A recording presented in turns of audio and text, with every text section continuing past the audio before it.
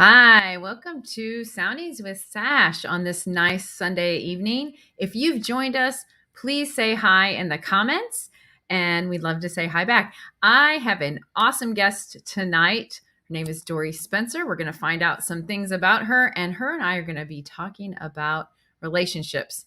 We all have relationships, right? No, you have to have a relationship with everyone that you come into contact with. So let's talk about that tonight. Hi, Dori. Hey! Thank you for joining us tonight. Oh my gosh, thank you for having me. How's it going? I just love your background. You're just look at how bright her stuff is back there. So, if you've joined us, say hello. And somebody has commented, "Hey, Mark, how you doing?" We're talking relationships. If you have any questions, if you have any comments, please post them because we would love to chat.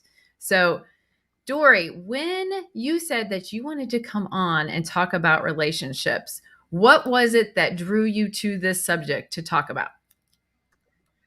Well, I think that we've all had a lot of positive, middle of the road, and negative relationships in our life with all sorts of different people. And I think that it's an important topic because I think we're kind of the sum of all of those parts. The person I am sitting in this chair right now, I am that person because of every single relationship I've had in the past. So, That's a great answer. I totally agree with you. What do you guys think? So put in the comments what you think. That is awesome. So what is it? And I gave you a couple questions, and we'll jump right into the first one, which is what is the most important thing in any relationship to have a healthy communication? Like, what is the most important thing? How do you create that healthy communicating? I th- I think that at the heart of communication, and this goes for really any type of relationship, I think listening more and talking less is probably one of the most valuable tools that you can have on your tool belt. I think that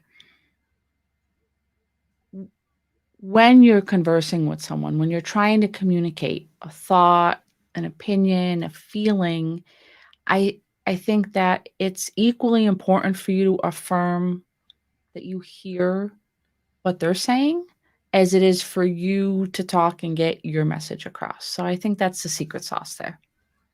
Yes, I agree with you. I agree with you. Have you ever seen when a person you're talking to and you can see that you can see the wheels are turning, and some people are really good at listening and absorbing what you say, and there are some people that are thinking about what their response is going to be versus what you're actually saying. And since we all come from different paradigms, we come from different perspectives, you might have said something and I might have perceived it in a total different way. So my response sometimes might be not what you said, you know, and that's the trap we get into Yep. sometimes. I find myself guilty of it. I mean, I'm not saying I'm perfect at that either, because I sometimes and am thinking of my response as someone's speaking. And I agree with you that that is one of the most important things with having a healthy relationship with communication. And so what is it that you think you could do? Say you struggle with that. Say you are a person that's got that mind that kind of does that. Mhm. What tip would you give anyone listening on how they could pause? You know, I think that as someone who part of my background, I've studied working with deaf and hard of hearing individuals. It's actually one of my teaching degrees that I have. And one of the biggest things that they always stressed in our training was how important body language is in communication. And so if you are someone who you can just tell these people, right? Like you can just see that their lips are just slightly open, just waiting for you to take a breath and to jump right in there, right? So for those type of people, one of the things that I've always suggested to them is be mindful of your body language, and if you can control what you're doing as a listener, I, it's going to naturally tend to make you lean into the conversation more versus waiting for a chance to jump in. So, you know, leaning forward, um, nodding your head, because I notice that when I do things like that, it slows my brain down and it makes me want to hear the message more than figure out a way to respond to the message.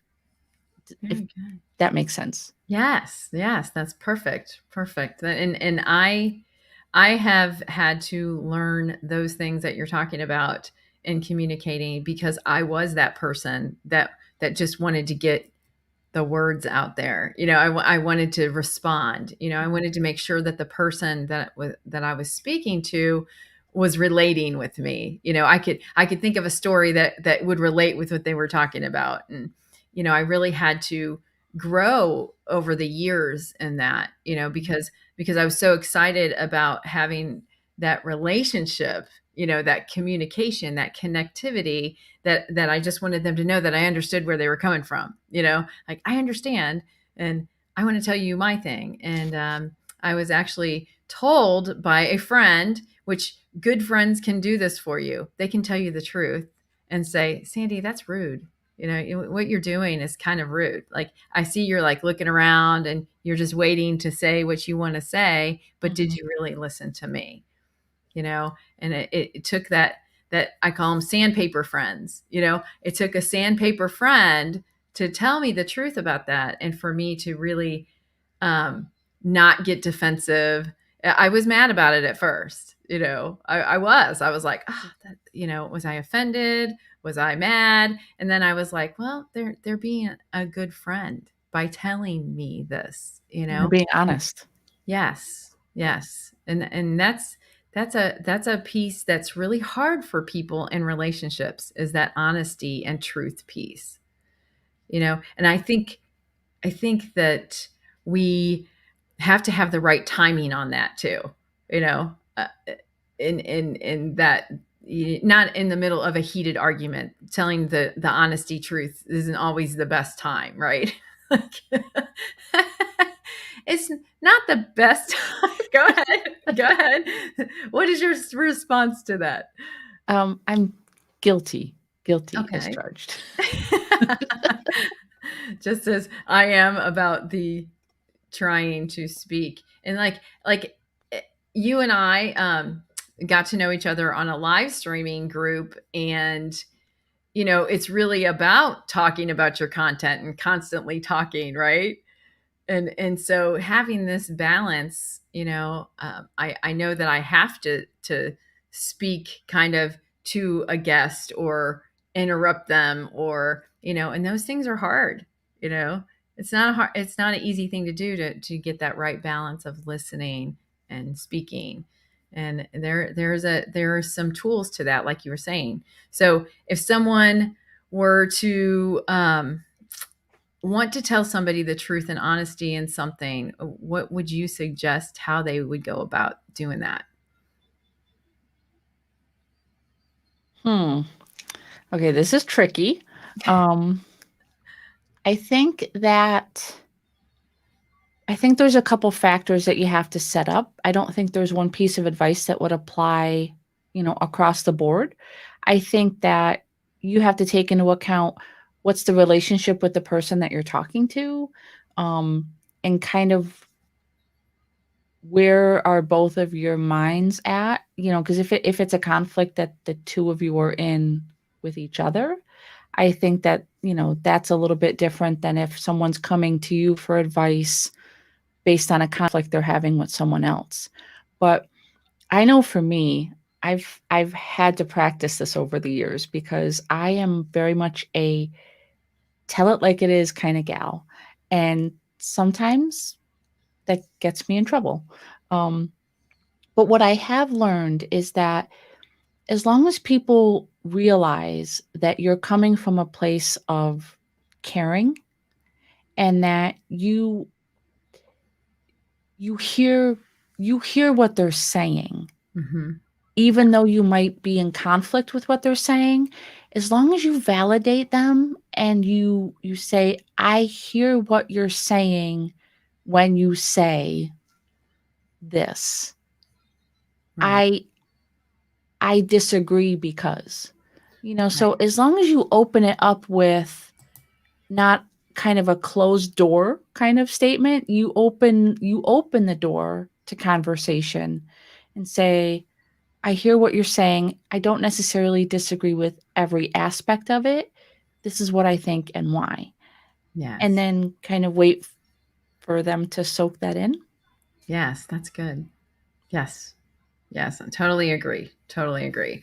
So, talking about I try to come into relationships and communication in that non-judgment and forgiveness place. You know, because like I said, sometimes I'll jump the gun on judging Mhm. something because I'm looking at it in my perspective, not in where they're really coming from. And same with the forgiveness piece of it, because we are always going to have conflicts in relationships. That's You are not going to get out of that. You can try to escape that for a long time if you would like to, but it does always come back around. You're not going to totally escape that. I know many people that do not like to deal with conflict. They will do everything to do escapism. They will avoid all of those things. And it's a shame because you can lose some really good relationships by dealing with conflict like that, coming at it in from that way. And it's because it does cause uncomfortableness and pain, right? Yeah. It can trigger things, maybe that you've dealt with before, and that's why you're avoiding the conflict, because you've done it before and it hurt. So conflict does hurt. I mean, there's no doubt about it. But if you go about doing it from a different place, you can actually resolve it, knowing that when you come into something, that there is a solution to it, and it can be resolved, is half the battle. Because sometimes you think there's no way that person is going to agree, which is fine. Not everybody has to agree with your opinions and where you're coming from, but are you coming from a forgiveness place? Can you receive that person as they are and what they think, and you don't have to do anything about it? Can you come without judgment on that, expectations of that? And so what do you think about that, Dory?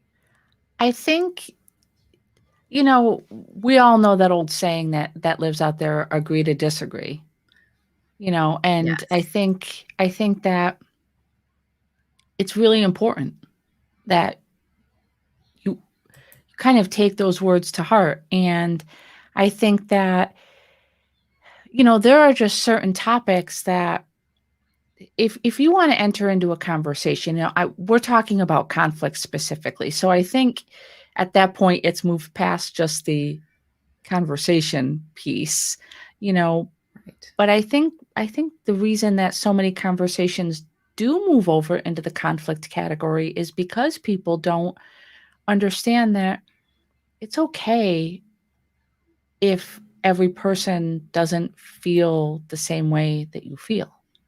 I think that,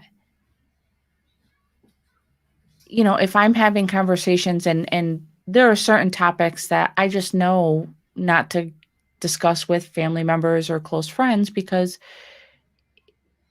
it's never going to just end at a conversation level. It's always Right. going to escalate into a conflict. And one of the things I try to get them to understand is just because I believe something different than you doesn't make your opinion less valid than mine.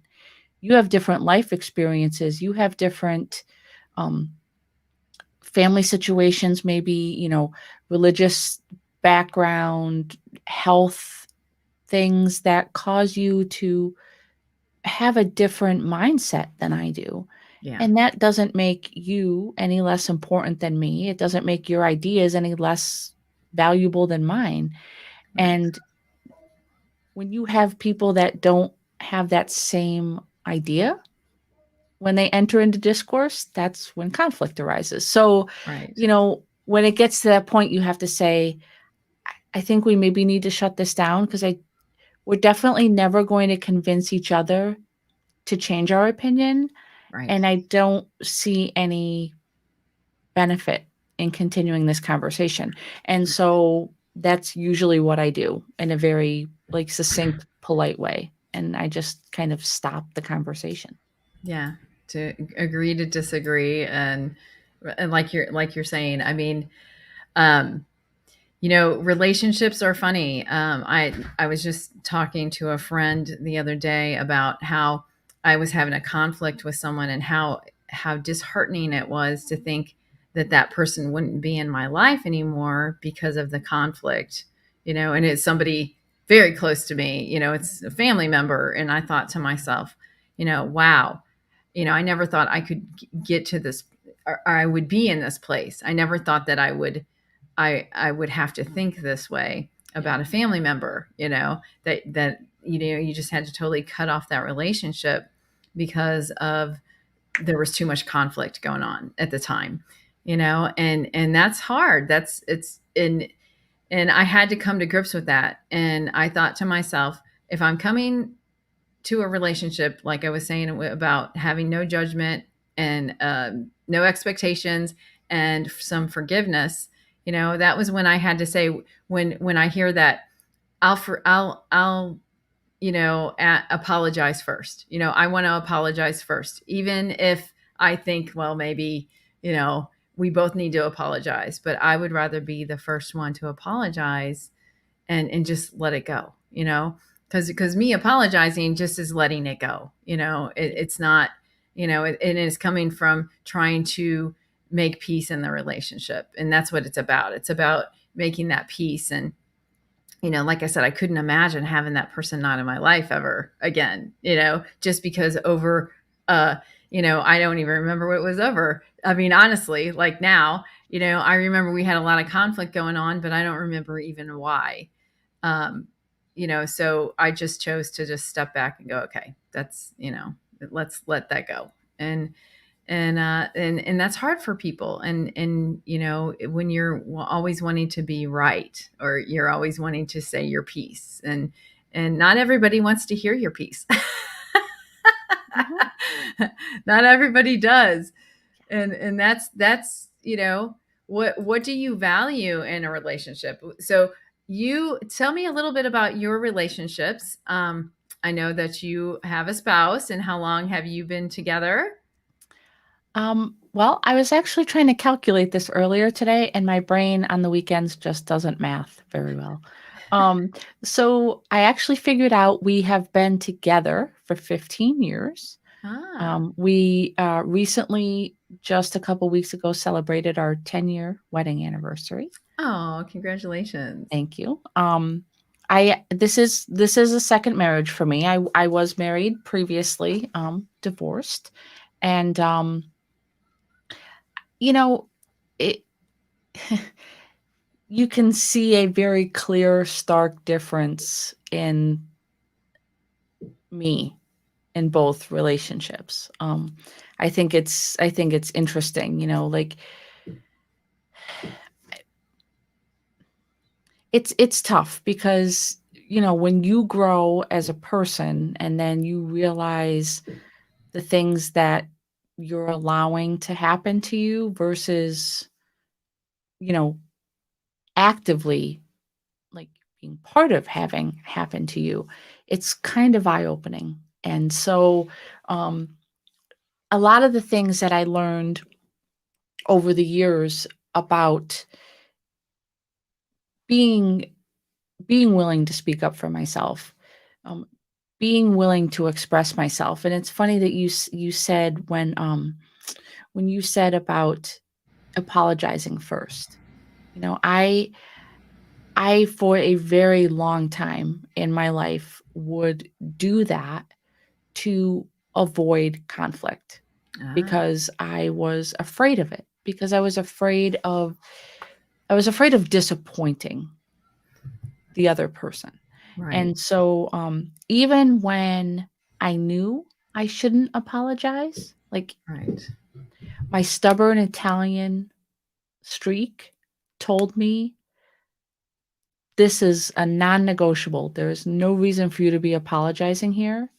I would do it anyways. And so that's something that took me a long time to get over. And I think that I grew a lot as an individual once I was able to get past that hurdle. That's Um, good. and I think that it it gave me an opportunity to practice being that open, honest person, speaking my mind, but doing it in a way where I was valuing myself, but also valuing the other person, Yeah. you know? And so, I mean, my relationship with Corey is like, it's phenomenal. When, we talk about, you talk about like not having conflict. Mhm. It's not that it's non-existent. Right. That's a Right. fairy tale for people to say Right. like, "Oh, we've been married for 15 years and we've never once had a fight and never had a conflict." If that's the case, then one of you is lying. Right. One of you is hiding the fact that you're upset and you're just, just to keep the peace. And that's Yeah, like you also just said, escaping. Yeah. yeah, yeah, and that's Yeah. also not right, because that's not Yeah. healthy. Like, to me, a really good relationship is there is a healthy level of conflict, and Yeah. it's not one person hiding under a rock. Right. It's, both people kind of being willing to admit their shortcomings and then also see the shortcomings of their partner. Right. And I think that, I think with age, and experience and maturity, I think that you get to that point eventually, so I muted myself, sorry. oh, that's okay. Yes. Yes, and that is true. It's a give and take and a balance. And we're talking about relationships and all relationships, but a marital relationship, or a partnership, whatever that looks like, um it's just give and take, and Mhm, it's really, you know we all have bad days, we all don't feel great, there are lots of hurdles, in that partnership, when you're living with somebody and they're with you daily, and just that, if you're coming from the expectation place. I mean, I found that once I threw out expectations, that I it was better, because that person doesn't always know the expectations you've put on them. We do this. We put the expectations on because we think, well, that person is going to relate to me the same way I relate, which is not the truth at all. It's not the truth at all. no, You cannot expect another person to be you. So you're going to have to meet them halfway. You're going to have to explain, like you were saying, the listening and the explaining where you're coming from truly, because that person doesn't really, you think you know somebody, but that person doesn't really know, what you've been through up to that point. I'm sure you've been together for 10 years, so I'm sure you know each other well enough now. But in the beginning, when you're first getting in that beginning stage, mhm, you know, um, you have to learn these things over years. It definitely doesn't take overnight. I mean, I definitely know that. I was married a couple times myself. I'm single now, and that's a whole nother ball game, but that's a whole nother show. And so that, that coming from a single perspective now, I keep thinking to myself, okay, I think I've learned the lessons. I think I now got it. But guess what? I know that when I get into that relationship, me thinking I got it, doesn't mean I got it. right, right, I'm still going to have to learn. When you have a partner that decides that they want to learn with you, they really want to grow with you, they really want to have the same goals with you, that makes a whole difference. you know I see successful relationships like yours, and I go, okay, I think I know what I'm going to do next time. But again, it depends on the other person that I get into partnership with, you know? So many variables. Oh, so There's many. so many variables out there So that that's why impact. relationships, this has a 4-part series. That's why, because there's so much to talk about. I'm gonna Um, get out you my know, pad and go, "Okay, the formula for creating the perfect relationship. 1/3 cup of sweetness," and you could kinda you get write to that that out and for you me, go, that recipe? "Why is this so hard sometimes?" You know? It is. I mean, and if we're honest, relationships are hard. And $100%. it comes from in here. I mean, this is where it starts. So if you have a really bad relationship with yourself, and yes, you can. I know Uh-huh. this. Yep. Hello, I know this. You can have a bad relationship with yourself. So how are you going to have a good relationship over here with other people? If so getting to the place where you're working on you and really digging down deep into who you are, you know, and what if you know you, you'll do a lot better. And that sounds crazy, but there are people out there wandering around that don't know who they are, and they don't know where they're at, and they don't they've just kind of went through life, not really having a plan, or really having knowing who, what their bases are, and their that you know foundation. They don't know what their foundation is. And it's because of a lot of things that happened to them, maybe. And I think us having grace for other people and looking at it like that, because you don't know what another person is going through. You don't know what they're walking in right now, you know. So I always try to come with, okay, let's be kind to one another, of course, except for when I'm driving. But anyways, Road rage, there's another series you could talk about.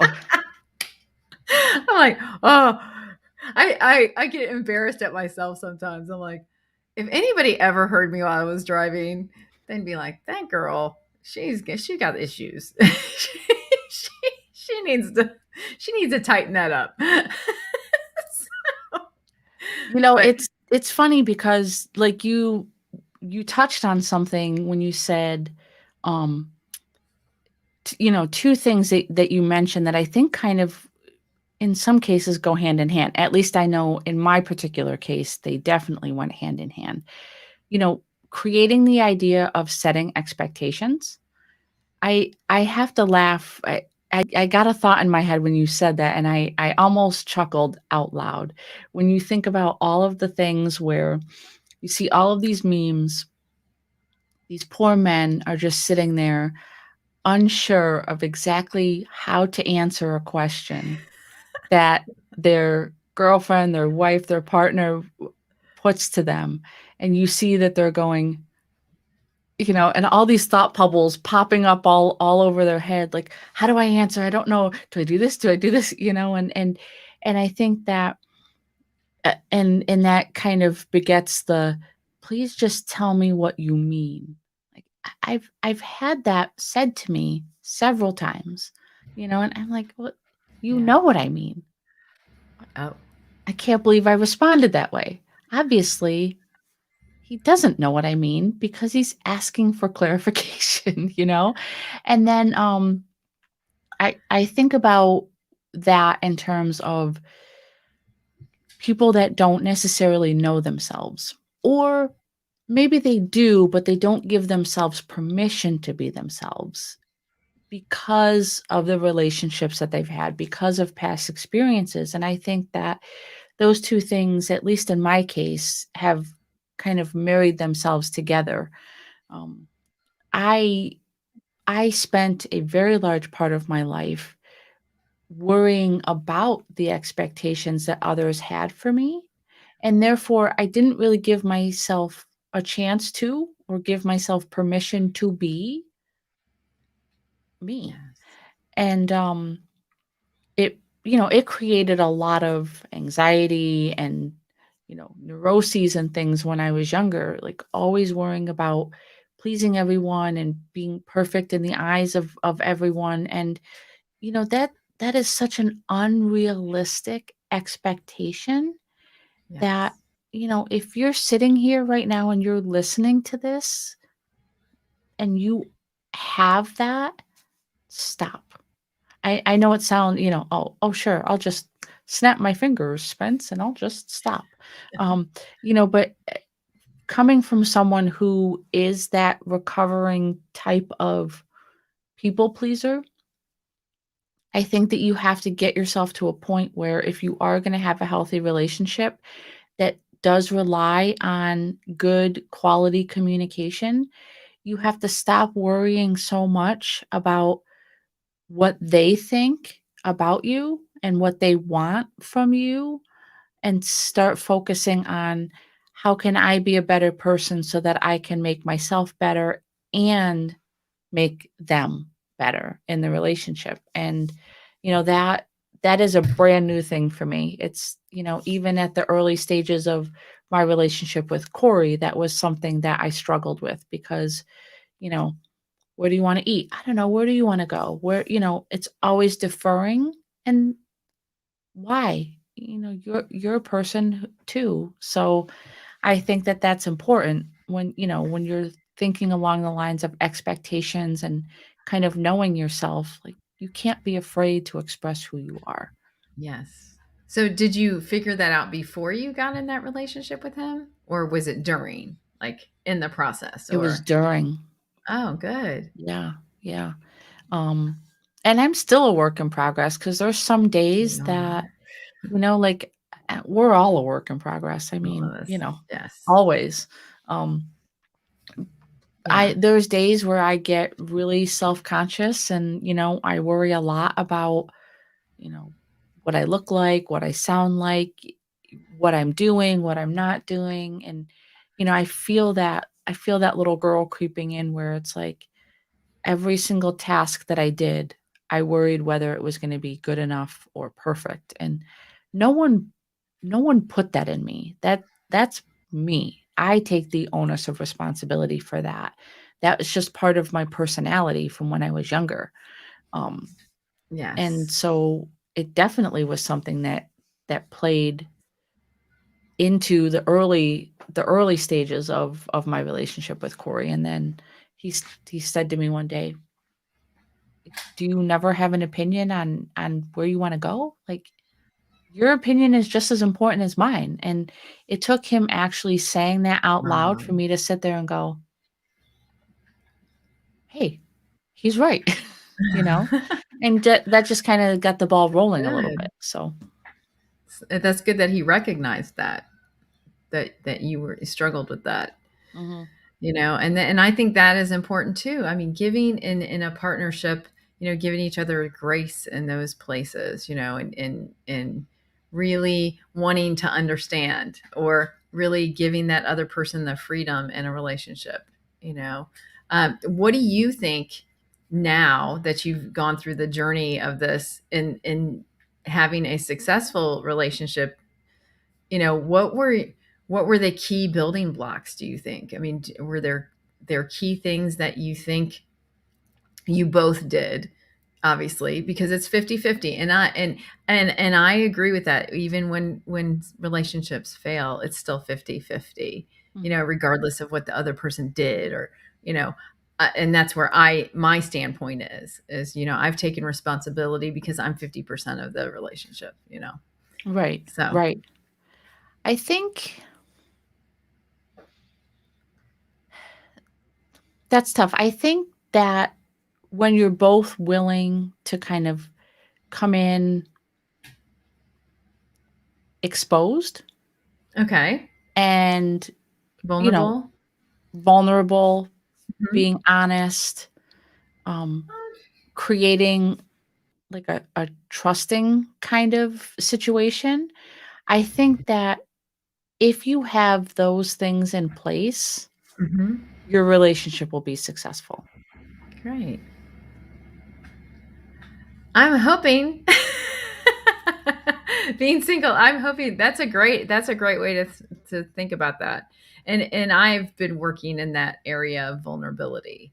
Um, I think I think, uh, and like I said, I'm working on that. I'm not there yet. Like I let myself get vulnerable, and then I have regrets about the vulnerability. Does that make sense? And I Yeah. have had to work through that.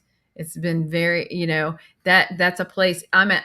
I'm in my 50s. You'd think I'd have that down by now, but I don't. And the truth is that we are all evolving. We're always learning. We're always trying to figure those things out. So, what, like I said, that I know but at least I know that that's an area, if you're never introspecting and looking at yourself in those places where I need some improvement here, instead of pointing the finger at the other person who's not meeting your expectations, sometimes it's you that needs to check in. Yeah. And Yeah. and I think that, vulnerability, my god, um, I think it's hard because I mean, I had relationships in the past where I was willing to be vulnerable and open and talk, um, but it wasn't reciprocated, and I think that that's where the struggle comes in, and I think that once that happens to you, it's really tough for you to be vulnerable next time. Right. And so, it's and that's a tough thing to gauge because how else are you going to find out if the other person in the relationship is willing to do that unless you become a little vulnerable, Vulnerable. you know? Right. So it's kind of this double-edged sword. You have to be to figure Right. out if they're willing to be, but then opening yourself up could create conflict and struggle if they're not. It's just Right. blow your Right. mind. So, Right. So my perspective on that is that you just do it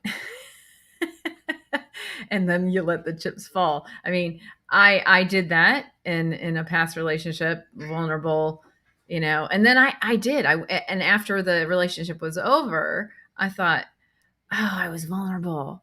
But I can't take it back, but I regret it. And then I'm like, well, why do I regret it? So I had to say to myself, why are you regretting this?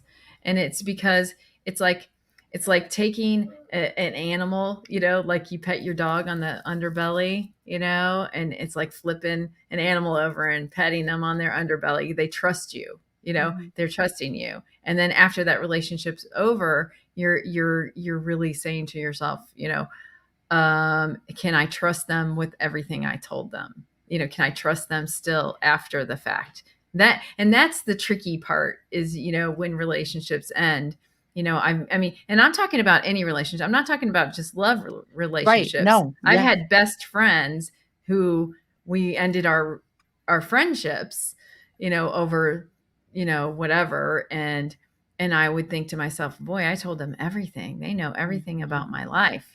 Will they go around and talk about it, or, and that is a risk, but you have to be willing to go, okay, so what? If they went and they told somebody else all of my secrets, is it going to affect you? I mean, it could. I mean, it could if you heard back, but you have to be strong enough in yourself to go, it's okay. It's yeah, okay if they do know this. It's okay, if I am vulnerable. It's yeah, okay for me to tell my truth. You know, you have to get to that place of going. I think it's okay, even if somebody does know whatever it was. You know, and that's the balancing act of relationships is how deep you can go, how vulnerable you can get. And and the thing is that if you don't go in that direction, I don't think your relationships can deepen. I mean, they just yeah. stay on the superficial level, right? I mean, Yeah, how can they? if you're not willing to open yourself up, then I Yeah, why are you there? I mean, right. because that's a tough one. That's a Well, really tough one. I in my age group, being in a single fashion and having single girlfriends, Mhm. um, we have that discussion a lot. Like we have to now gauge, is even venturing into a dating relationship or any relationship, is it worth it? The worth of it, like can we go there now, because after many disappointments and many different things, can we even go there at this stage, at this age, you But know but my answer to that is you have to.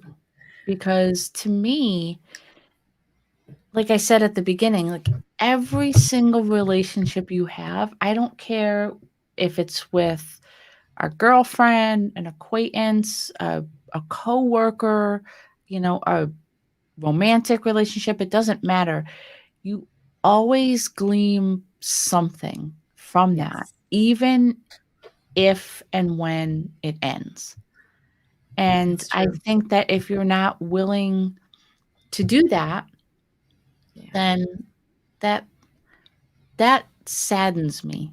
If someone is questioning whether or not they should try new relationships. And And you that's know, usually because they're coming from a place of hurt, right? mhm, So they're coming from a place of hurt. So they think that not venturing into that, they're not going to get hurt. But what right. they don't realize is that they're really hurting themselves still.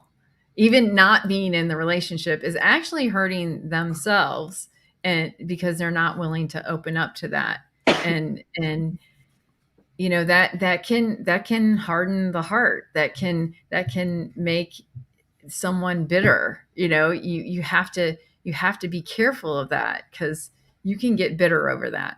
you know I'm you know I never was one of those girls that thought of myself when I was growing up, like I was gonna that I was gonna get married and have kids. Like, I wasn't that girl. I was never thinking about that. Mhm. you know I it just wasn't something in my realm. And but I have to admit, even after failed relationships, I still have hope for love. I still have hope, that I will find, my Prince Charming. He's out there. He's He out is there. definitely out there. He's out there. It's just, and I am willing, to open myself up to the vulnerability. And, that's the thing. Anyway, enough about that. But I'd like to know, um in your communication style, because maybe sharing this with another couple, um when you have an argument, what's your communication style? How do you usually resolve that?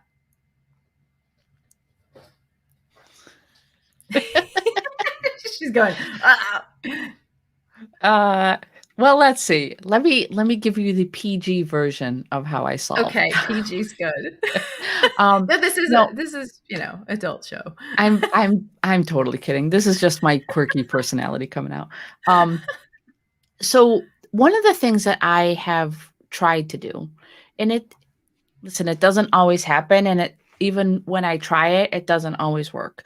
But one of the things that I have tried to do is I have been in the past a reactive kind of person. And so the minute my feelings get hurt, I'm like, you hurt my feelings. And, so I have tried to not do that because Good.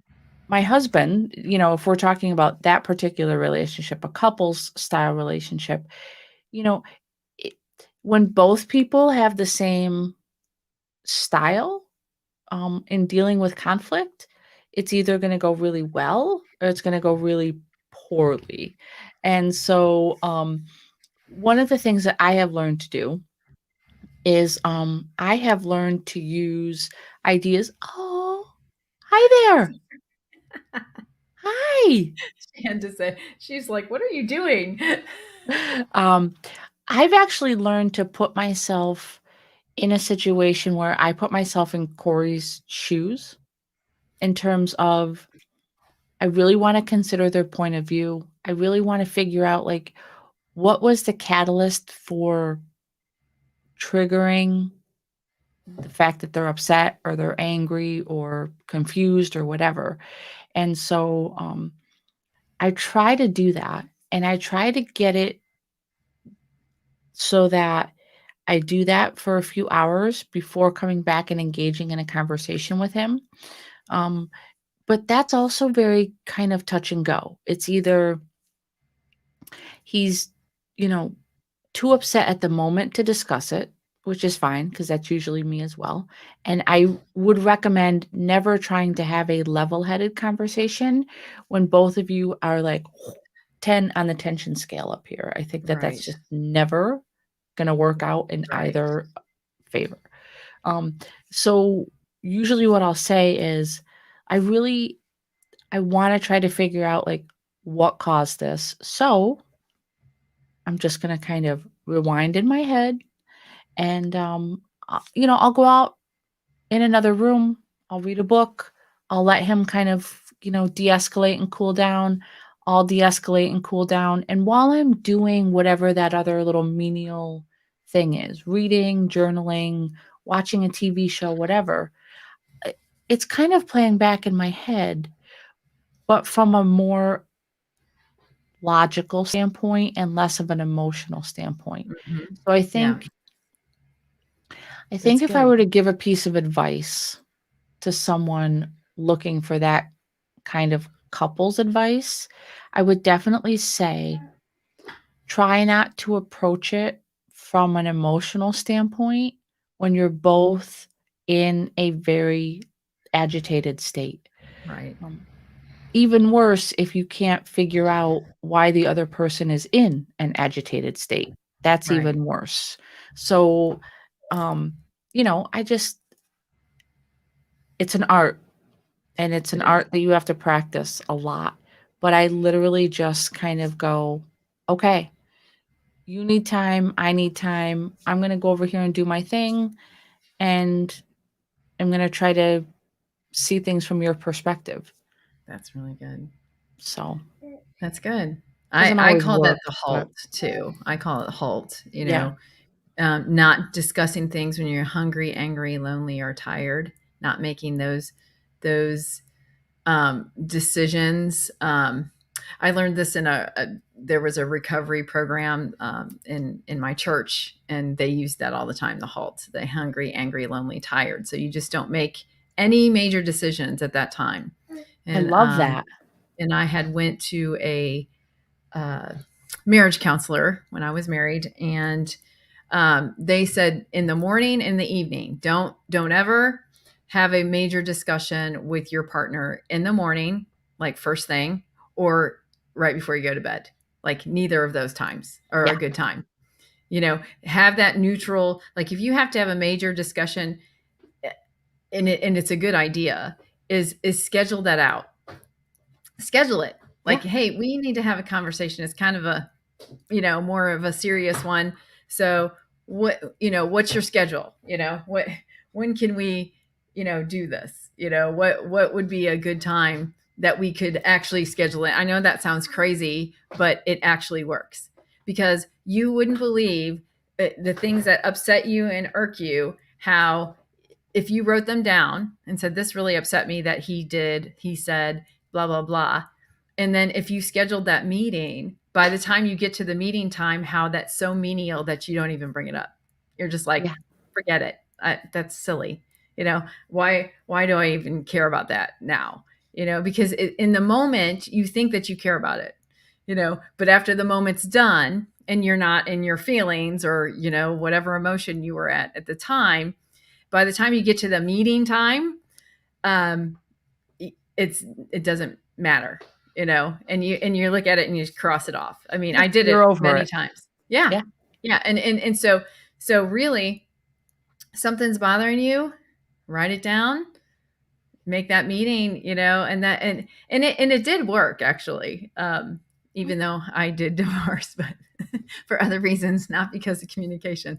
So, that's the thing. And that's hard uh, is coming out of a because I used to look at relationships as being a success or failure, right? So if you're coming at relationships as success and failures, that's going to be rough because every relationship has that ups and downs.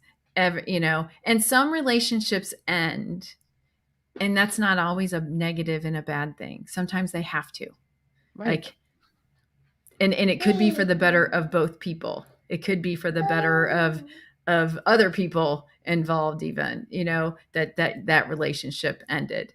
So so if you're coming at it in that perspective too, I had a hard time for a long time thinking, oh, well, who's going to listen to me? Who's going to listen to me coaching? Who's going to listen to me because I failed at this? So I really put a big huge thing on that success and failure thing. um, and that's the balance, that's the self-negative talk that you get into, on, and sometimes proper boundaries and putting a boundary to not have communication and no contact, and that is actually healthy. Yeah. It's not always a toxic thing. What do you think about that? Yeah, I totally agree with that because I think that, I think it goes back to the whole idea of when when you're upset about something, you at least for me, my Hmm. every single sense in my body, it like tingles like spidey sense and everything gets heightened. Like everything is just to the max.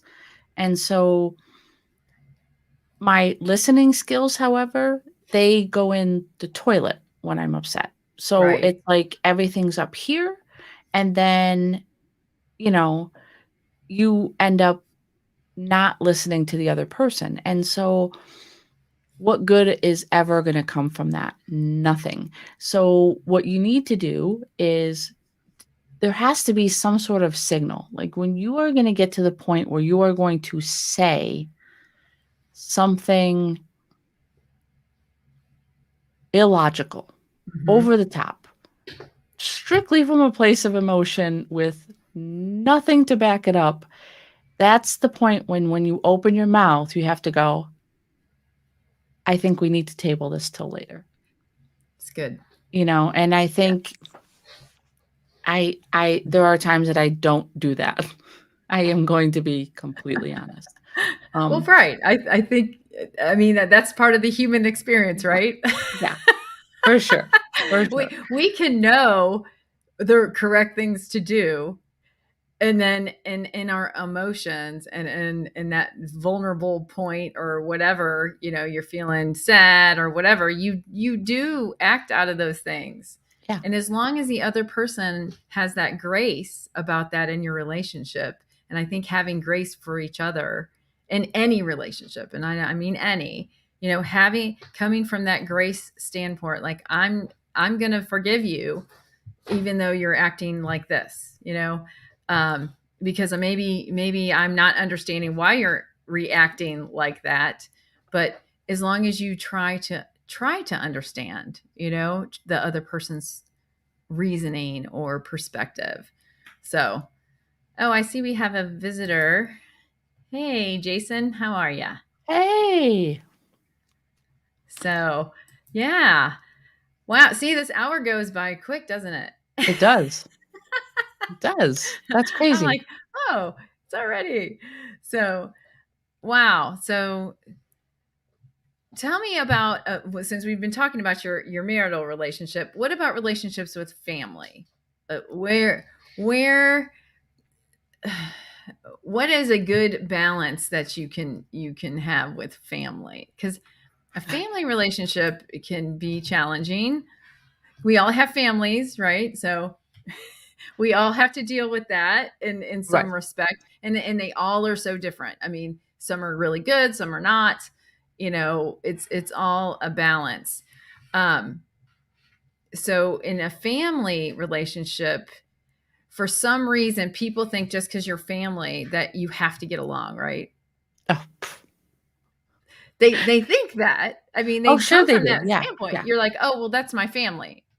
And we do, and I don't know about you, but I let my family relationships probably, I give them more allowances. I don't know, because they're family. I don't know. Do you know what I'm saying? I Like, do. I do. I think what's so. a good balance for that? So here, so this is tough. So It I is, keep saying so because I instead of think that when you're dealing with family relationships, I think that there is an unspoken hierarchy, like a social caste system that is developed inside a family that, I think like I'm the baby. Okay. Oh, So I have two older sisters, and it's just expected that even at my age, I'm 46. Okay. I won't tell you the ages of my sisters because they would they would put kill me in a you. pine box.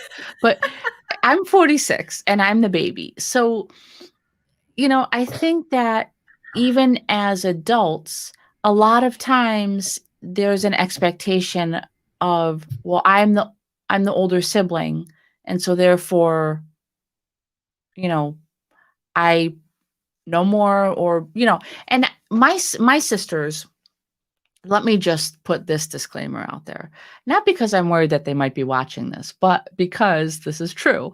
Um, I have a really good relationship with my family. Like one of the things that my parents instilled in us, which I know has also been instilled in my cousins, is just the idea that like your family is always going to be there for you. And there my family has a lot of different personalities in it. And there are things that I vehemently disagree with when it comes to certain ideologies, certain beliefs, opinions, and things. There are things that I vehemently disagree with my sisters or my cousins or my aunts, my uncles, but I think that, and I've never been put in a situation where I have such a conflict occurring with a family member that it comes down to I have to walk away from this. You mentioned that that's a situation that you had to contend with, and I have to be honest and tell you I've never been in that situation, um, because I think that even though there's a topic on the table that, like, I know, listen, my sister and I see Okay, sweetie, go sit down. so opposite on, but I think that as long as you have respect for them, Yes, and they know that whatever I'm saying to them, I say it out of love, even when I'm being honest. right. And it doesn't make me think any different about who they are, because I think that the things that we've done for each other over the years, they supersede anything that could ever happen, as far as thoughts, opinions, conflict kind of thing. That's great. But it's That's hard for me blessed. because I've Right. not had to be in a place like you have, so Yeah. Yeah. And I know many, friends and other people that have had to deal with, really kind of ending their relationship and, with family. And that's a whole nother topic. Actually, we're at our end of our time, but that is a whole nother topic as far as, how, say you had an unhealthy relationship with someone in your family, and now you're having to make it healthy. What are the steps that we can do to make it healthy? And my response to that, when asked, is, again, coming with no expectations, no judgments, forgiveness, and then boundaries. Boundaries, boundaries, boundaries. Because you can be in a very codependent relationship in a family relationship. Codependency is huge. A lot of Yep. people don't understand what codependency is sometimes. And codependency is just always, allowing the other, enabling and allowing other people to cross your boundaries. Mhm.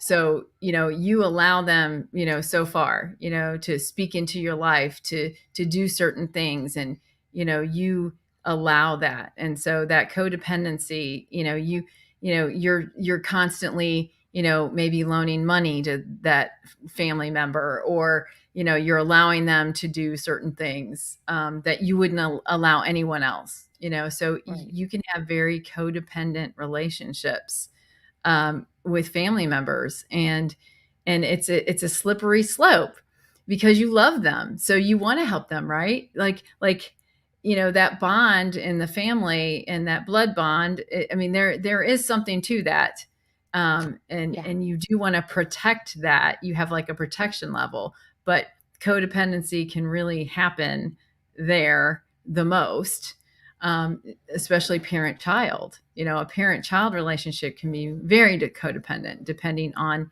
your parenting style, depending on who the parent is and the parent child. Yeah.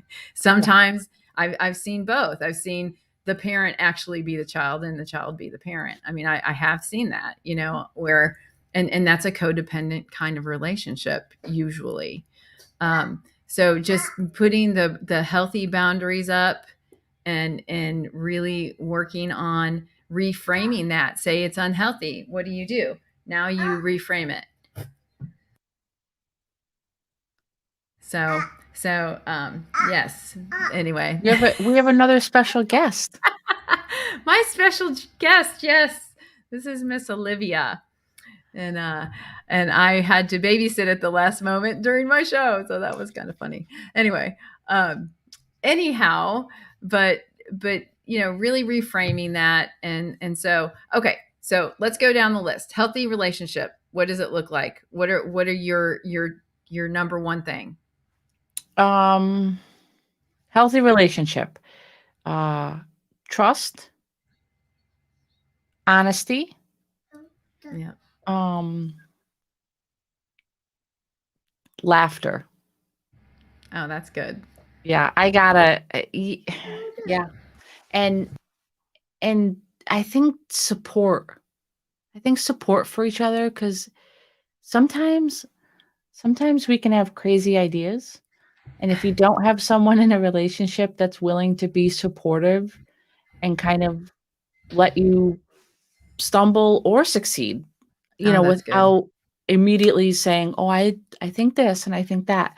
I think that a level of support. So a healthy relationship, gotta have honesty, gotta have trust, gotta have support, and you gotta have you have to have laughter. You have to. Yes, I agree. Laughter. I mean, that is a key for me, and wanting in a partner is somebody that can make me laugh, and if I can make them laugh as well. You do Yeah. have to have a sense of humor at some point.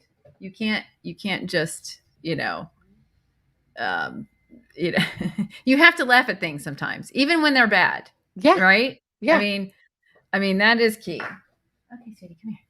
So my granddaughter is going behind the chair where this light is. I wondered what she was getting into. There has to I be was like, wires what is back going there. on here? I got to make sure she's okay. Come here. Come here. So, anyway, well, this is a fast hour, I and know. I really appreciate you coming on tonight and talking about this, because I've seen you in a different realm of talking about tech and stuff like that. But tell the audience members how they can find you on the socials. Come here. Oh, well, I've got a new adventure happening. Um, I'm Oops, sorry. starting a YouTube channel. So that link actually on the screen right there, that will actually redirect you right to my YouTube channel, which has a whopping 0 videos on it right now, but there will be videos on there tomorrow. Um, So Yay. yeah, so that's going on, and then, I also have, uh, my Facebook profile, my business page is called Install Confidence, so you can find me on Facebook at Install Install Confidence. confidence. I love it. Yeah, so Yay. Thank you for you are sharing that. welcome. I Sure. appreciate it. Thank you for coming on tonight and talking about relationships. Sorry about my distraction here at No, the you're end. I fine. I had a apologize. blast. This was So, amazing. thank you, Dory. And I hope, maybe we'll collaborate on something else, on another topic. That would be great. That would be And maybe you awesome. teach me some tech. I'll have to I would come jump love on that. the show. I would Awesome. love that. Thank you, Dory. Thank you so much. You're And welcome. everybody, have a wonderful evening. Thank you and Bye. take care. Bye.